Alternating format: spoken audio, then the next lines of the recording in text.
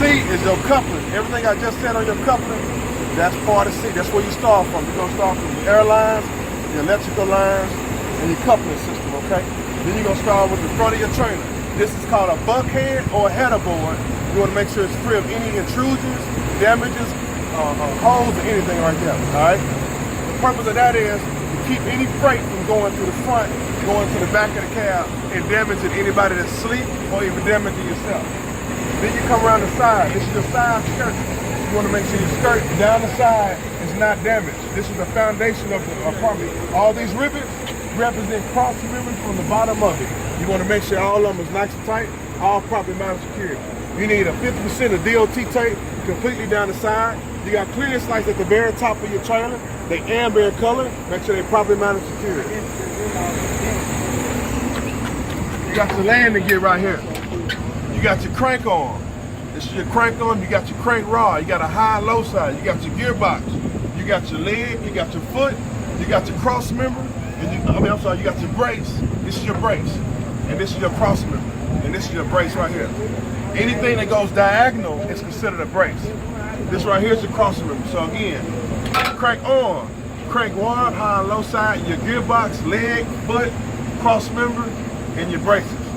As you go down the side, you let them know you're checking all your cross members. These rivets indicate your cross member. Make sure there's no damage to it. This is your left side marker. It has 3 functions: 4-way flasher, turn signals, and running. Amber in color, properly mounted security. When you see this, you look to the top, you got another one. Amber in color, it's just a marker like clearance light. That's all it is. Keep on going. All right. You got your retainer spring right here. Your retainer spring is holding up your airlines no more than 18 inches from the ground. Make sure your airlines are not touching at all, no abrasions, bubbles, or cuts, or dry rot. Right here, you got your sliding rail. This is your sliding rail. You got your locking pin. You got your release arm. This is your locking pin for your release arm. This whole thing right here is called your cradle. These are your tandem axles. They sit in the cradle. This is your cradle right here. Right here we have your torque bar. You can call it torsion or torque. This is your torque bar. This is your adjustable torque bar. All nuts and bolts are present, properly mounted and secured. This is your control arm. Your control arm locked in with U-bolts. Your U-bolts locked in with your axle right here. This is also your torsion, your torque bar as well. This right here is your cross member. Going from one side of that, this is your cross member. All 3 of your illegal wells, properly mounted security. This is your air tank. Your air tank is nice and tight. All hoses coming to or from a properly mounted security. No abrasive bumps, constant dry rotting. Here's your dual brake chamber. It's a service brake and your emergency brake chamber. It has airlines, no abrasive bumps, cuts, or dry rot. Properly mounted security. Back in the back, you got the slack adjuster and your push rod locked in with clevis pins with a quarter pin.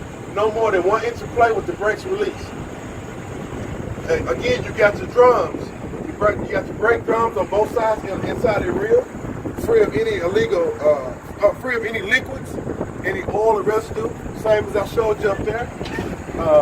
The brakes still got to be at least a 1/4 inch of thickness or more, or no less than 25% of wear. You got to change them out. All right. You got to check both rims. Make sure they butt up together. 0 space in between your butt rims. Still 3 inches of space between the tires. Anything less than that indicates a flat tire or low tire pressure. All right. Free of any illegal wells on the inside as well as the outside. You want to check both tires. You want to check the sidewall on the inside and out. And you want to check the outside wall. Make sure there's no abrasion, bubbles, or cuts, or dry rotting. You want to check the surface of your tire. Make sure your tire is even wear, okay? At least 100 PSI. These can be regrouped or recapped with no problem. That's it. Your valve stem, again, you want to check the valve stem. Make sure on both rims. Make sure free of any abrasion. Free of any illegal wells. Your valve stem is nice and tight, not leaking. Check your lug nuts all the way around. Make sure all your lug nuts are present, nice and tight, free of any rust or shiny metal that indicates looseness. This is your hub seal. You can also check your hub seal by taking this out, putting your knuckle in there, making sure it's sealed. This is your hub seal. I will check my tag tandem as what I just showed you on my drive tandem. Keep it moving. The mud flap still needs to be between 2 to 8 inches from the ground, and you still need to have DOT reflective tape. Here's my airbags for all my axle. I have shocks right here. Here's my shocks. This is my cross member. Here's my shocks. Are not leaking, nice and tight, properly mounted, secured, free of any illegal welds. My airbags are free of any abrasions, bubbles, or cuts, or dry rotted, and not leaking.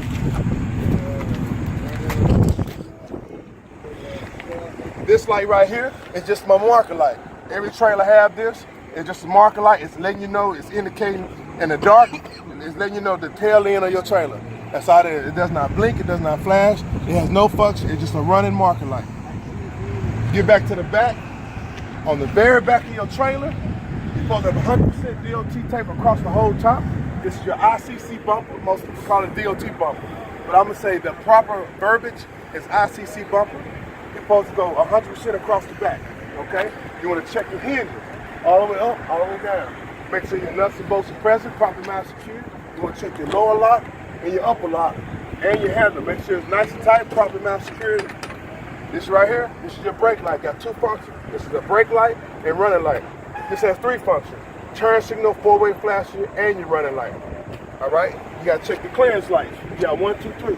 Like I said, ID lights. You got 3 lights.